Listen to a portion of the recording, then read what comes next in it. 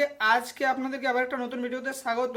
তো আমরা অনেক সময় বিভিন্ন খবরের কাগজে দেখি যে ঠান্ডার দিক থেকে দার্জিলিংয়ের সঙ্গে তুলনা করা হয় পুরুলিয়াকে।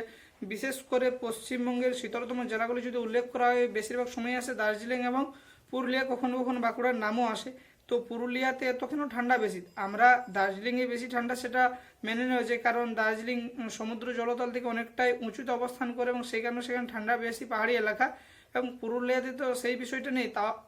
তাও কেন এই পুরুলিয়াতে এতটা ঠান্ডা বেশি পড়ে, একটা যদি তথ্য আপনাদের সামনে তুলে ধরি, তো গত শনিবার দার্জিলিংয়ের তাপমাত্রা ছিল 6.3 ডিগ্রি সেন্টিগ্রেড এবং পুরুলিয়াতে তাপমাত্রা ছিল 6.5 ডিগ্রি সেন্টিগ্রেড। খুব একটা হেরফের নেই কিন্তু। এবং এই যে তাপমাত্রার যেটা আমি এখানে উল্লেখ করছি, সেটা স্বাভাবিক তাপমাত্রা থেকে কিন্তু অনেকটাই নিচে।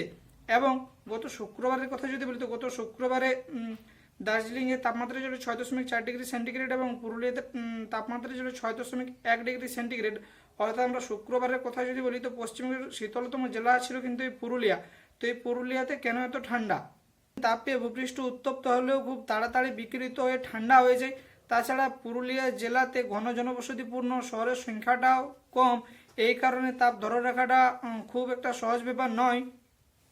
এই পুরুলিয়া জেলারই সিধু-কানু বিশ্ববিদ্যালয়ের ভূগোলের অধ্যাপক স্যার বিশ্বজিৎ বেরা বলছেন, পুরুলিয়া তৈরি হয়েছে প্রধানত ল্যাটেরাইট মাটি এবং নিস ও পিগমাটাইটের মতো আগ্নেয় শিলা দিয়ে।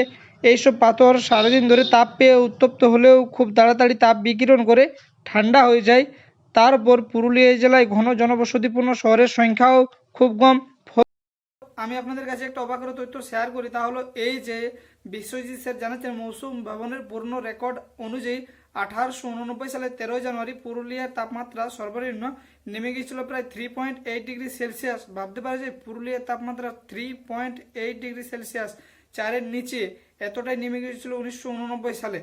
আমরা তুলনা করি, বিশেষ করে পশ্চিমবঙ্গে যে দক্ষিণবঙ্গের জেলাগুলো রয়েছে তার সঙ্গে যদি তুলনা করি, তো সেক্ষেত্রে অনেকটা হেরফের হয়ে যায়। কারণ পুরুলিয়া, বাঁকুড়া এইসব জেলাগুলি মালভূমি অঞ্চলের অন্তর্গত এবং বাকি যে অন্যান্য জেলাগুলি দক্ষিণবঙ্গে রয়েছে সেগুলো কিছু জেলা হয়তো সমুদ্র উপকূলবর্তী অঞ্চলে অবস্থিত এবং সেই কারণে সমুদ্রের জলীয় বাষ্প ভরা পূবালি হাওয়া ভেসে আসে এবং সেই কারণে পুরুলিয়ার তুলনায় অনেকটাই ঠান্ডা তাদের কম থাকে।